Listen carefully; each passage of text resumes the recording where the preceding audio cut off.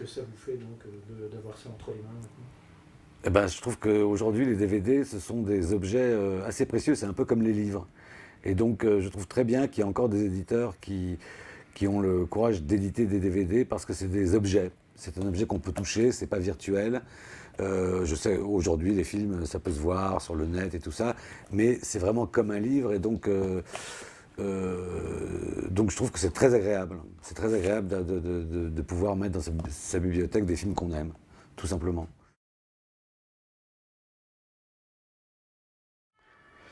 L'idée du film m'est venue tout simplement en prenant du plaisir à filmer mon ami Maurice Lamy, les amis qui venaient ici, juste pour le plaisir, avec le plaisir de filmer.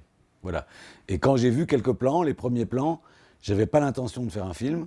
J'avais l'impression, j'avais juste le sentiment de plaisir de filmer, parce que j'adore filmer depuis toujours.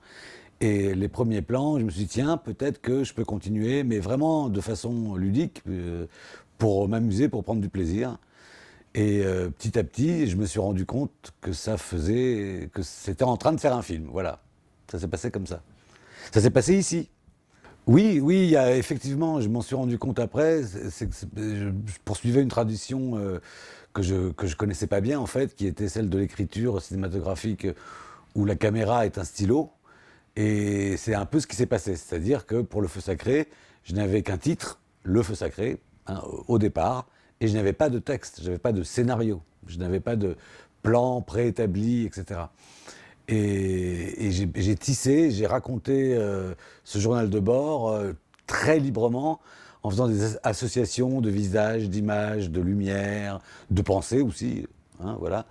Et donc, c'est comme ça que ça s'est fait. C'est avec cette tradition de cinéma très libre. Moi, je viens d'un cinéma de fiction plus traditionnel.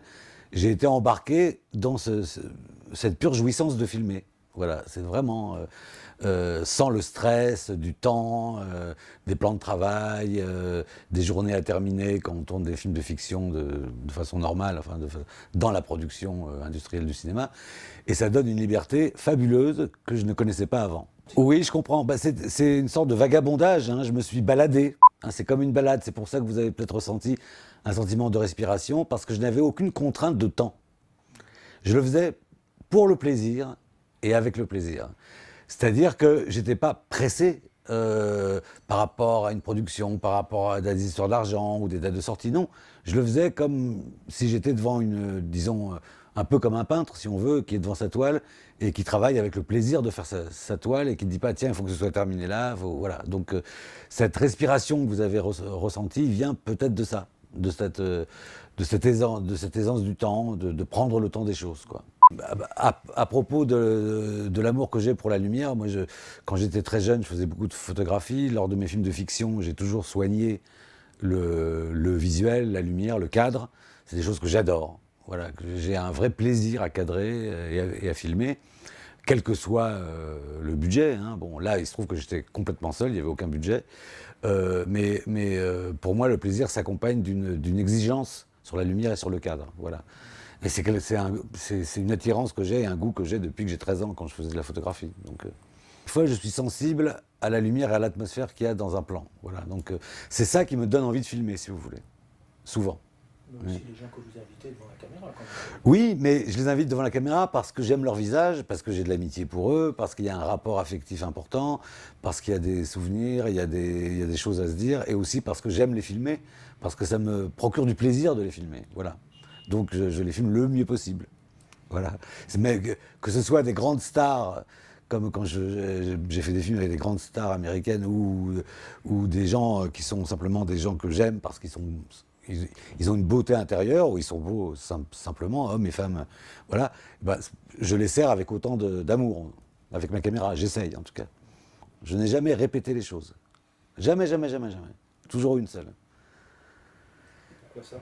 Bah parce que j'étais... Non, simplement parce que j'étais heureux du résultat spontané. Je voulais pas répéter les choses qui ce serait devenu plus mécanique, un peu plus artificiel. Et je voulais les choses saisies comme ça, sur le moment, sur le bonheur du moment. Voilà. savoir pourquoi vous avez ressenti ça, parce que vous avez ressenti la même chose que moi en fait. C'est-à-dire que je redécouvrais le cinéma en faisant Le Feu Sacré. J'étais ébloui, comment dirais-je, j'étais comme un enfant qui redécouvre le bonheur de l'image mouvante. J'avais la même fascination pour des plans, pour les plans qui sortaient de ma caméra. Je les regardais comme un enfant regarde un feu d'artifice. Donc, sans doute que, ayant ressenti ça, vous l'avez ressenti aussi en voyant le film. Parce que je pense qu'un cinéaste, forcément, dans sa façon de filmer, communique au spectateur ce qu'il a ressenti lui. Hein. Il le partage, forcément, ça se voit. Une caméra, ça voit tout, et ça communique tout. Et surtout le plaisir et la joie de filmer. Une photo d'enfance, donc j'avais à peine 10 ans, et j'étais sur un plateau de cinéma pendant que mon papa faisait un film dans les années 1900, début 60. Et le caméraman a pris cette photo parce que j'étais fasciné par la Mitchell. Et je tournais tout le temps autour et le caméraman m'a donné cette photo et je l'ai gardée très précieusement. Voilà. Je crois que Le Feu Sacré a changé ma façon de voir et a ouvert une porte dans mon cerveau un peu de tout ce champ de liberté qu'on peut avoir quand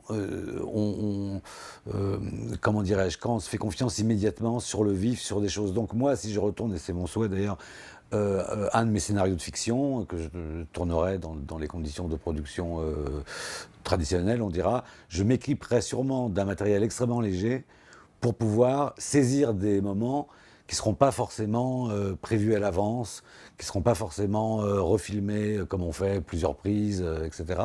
Et je me servirai sûrement de ce champ de liberté d'une façon ou d'une autre. Oui, oui, sûrement. Donc l'avenir est devant vous. Et oui, je recommence tout à zéro, l'avenir est devant moi, tout à fait.